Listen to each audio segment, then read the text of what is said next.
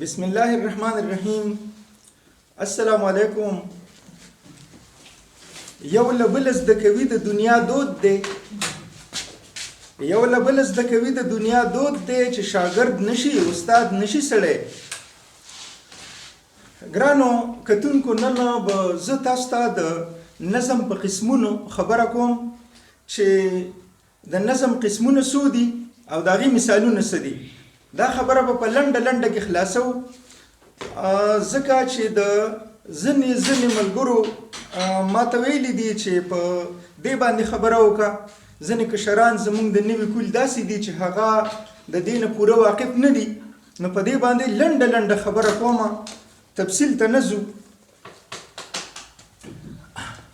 ګرانو، د نظم څلور قسمونه دي: مقفا نظم، معرا نظم، آزاد نظم او نثري نظم. نو دا مقفا نظم هغه نظم ته ویلی شي چې وزن، بحر، آهنګ، قافیه دا هر څه پکې وي او په دې هر څه باندې برابر وي. نو دغه مقفا نظم وي، یعنی قافیه دار وي، یعنی قافیه به پکې خامخا وي. بل معرا نظم دی. نو معرا نظم د نظم هغه قسم دی چې په دې کې وزن، بحر، آهنګ دا به پکې بالکل سر تر پایه برابر وي، خو صرف دومره ده چې قافیه به پکې د قافیې قید پکې نشته. که په یو نیم ځای کې پکې چرته یو شعر نیم راشي داسې چې په هغې کې قافیه وي، نو خیر دی، څه خبره نه ده، خو پابند نه دی د قافیې. دا معرا نظم دی. آزاد نظم هغه دی چې په دې کې د وزن، بحر داسې څه پابندي پکې نشته دی او قافیه هم پکې نشته، خو صرف یو خاص آهنګ مطابق به دا لیکل کېږي او ویل کېږي به. نو په دغه وجه باندې دا آزاد نظم بلل کېږي چې د وزن، بحر نه آزاد دی، د قافیې نه خلاص دی، صرف یو خاص آهنګ به پکې خیال ساتلی شي. او څلورم قسم نثري نظم، چې ځینې کسان د نظم په زمره کې هم نه شماري، خو ډېر کسان شماري. نو دا نثري نظم هغه چې په دې کې وزن نه وي، وزن بحر پکې نه وي، قافیه پکې نه وي، خو داسې معمولي غوندې آهنګ پکې دومره خیال ساتلی کېږي چې څوک یې نثر ونه ګڼي. دونه دا چې څوک نثر ونه ګڼي، دومره لږ غوندې آهنګ پکې خیال ساتلی کېږي. خو یوه خبره ده چې ډېر نښتې به نه وي، رواني به پکې وي. اوس زه په د مقفا نظم تاسو ته یو مثال بیانوم. نو پوره نظم خو نه یم، خو د نظم یو بند نیم راخلم. دا د ښاغلي ناصر خټک د کتاب نه رالم.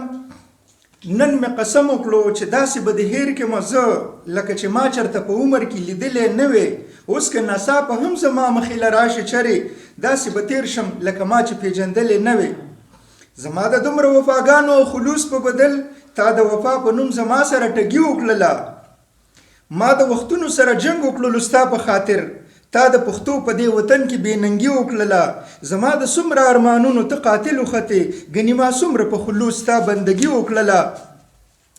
تا ته به ښایم چې ژوند د پښتانه څنګه وي، ستا نه بغیر به هم خندا او خوشحالي کومه. قسم دی دولت پرست یاره، ستا نه بغیر تا ته به ښایم چې زه به زندګي کوم. او نن در سره د محبت ټولې رشتې ختموم، نه در سره کوم دوستی، نه دښمني کوم. او دغسې ورپسې یو دوه بنده نور دي. نو دا د مقفا نظم مثال دی. اوس زه تاسو ته د معرا نظم یو مثال هم بیانوم. معرا نظم څنګه وي؟ د مثال په توګه زما یو نظم دی، پښتنۍ کتبه. په زرګونو کاله وړاندې یو کتبه په لاس راغله. د هغې کتبې د پاسه د پښتو خبرې لیک دي. دې لیکلي په 3 کرښو چې د امن لوی پیغام دی. د پښتو ترجماني ده، نړیوالو ته دا غږ دی چې پښتون دی امن خوښې، امنناکه قام پښتون دی. په اوله کرښه لیک دی دا چې نه اړیکه کوم. مطلب دا دی د دې ټکو چې پښتون سړی د هیڅ چا کار کې نه ساتي کارونه، د بل چا په کار کې چرې چاته نه جوړېږي خنډ، هم په دغه کتبه وروره په دویمه کرښه لیکدي، نو دغسې ورپسې دا بیا پوره نظم دی. نو دا د محرا نظم مثال دی. اوس د آزاد نظم یو مثال تاسو ته وړاندې کوم چې آزاد نظم څنګه وي. عبدالرؤف عارف صاحب نظم دی، د دې عنوان دی بسنت. بسنت شروع دی بادیوې الوزي، د بادیو موسم دی، هاغه دیوال وتلې بادیوې پورته تر اسمانه لاړې، د اسماني دنیا سیلونه کوي، د یوې مستې محبوبې په شانې په مکیزونو ځي نازونه کوي. هاغه د پورته ډېرې لرې لاړې، هاغه د ښکته بیا تر ځمکې رالې، په لږ ساعت کې څومره وختلې، په لږ ساعت کې څومره کوزې شولې. بادیوې هر چرته وي، ولې زمونږ ښار کې د هر یو رنګ د هر یو کچ بادیوې ډېرې ارزانې د اوبو په بیه خرڅې شولې. هاغه دی بیا په پورته وختلې، تماشه ګرمه شوله، څه پکې پرې شولې، بې اختیاره شولې، ورکې شولې، څه چاره ونیولې، څه چاره ونیولې. بسنت شروع دی، بادیوې الوزي، د بادیو موسم دی، د بادیو تارونه د چا په لاسو کې دي. دا پوره نظم دی او دا مثالو د آزاد نظم. اوس زه تاسو ته د نثري نظم یو مثال درښایم چې نثري نظم څنګه وي د نمونې په توګه. د امتیاز احمد عابد صاحب نظم دی. یاد دی اوس هم په شپه کې کله کله پېښه وکړي، داسې تازه لکه یو ګلاب چې د خپلې ځوانۍ لومبۍ ساه اخیستې وي، داسې ناقلاره لکه د اوسې بچی چې په لومبي ځل د مور په سوري پسې په ټوپونو سر وي، داسې اوتر لکه سړی چې په لومبي ځل د ځوانۍ خوب وویني، داسې مدهوشه لکه یو ساز چې د شرابو په نشه خمار خمار شي. ته یقین وکړه زما د ستا په سر قسم وي، یاد د اوس هم په شپه کې کله کله پېښه وکړي.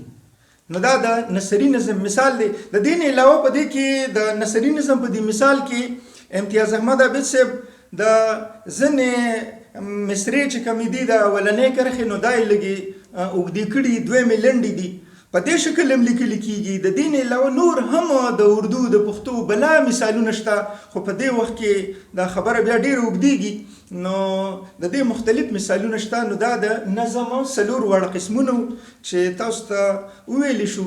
نو امید دی چې هر هغه تن چاته چې د دې مخکې پوره پته نه وه یا یې ورته مثالونه نه معلوم، نو امید دی چې هغې به ترې نه ښه سبق واخلي. ستاسو ډېره مننه. السلام علیکم.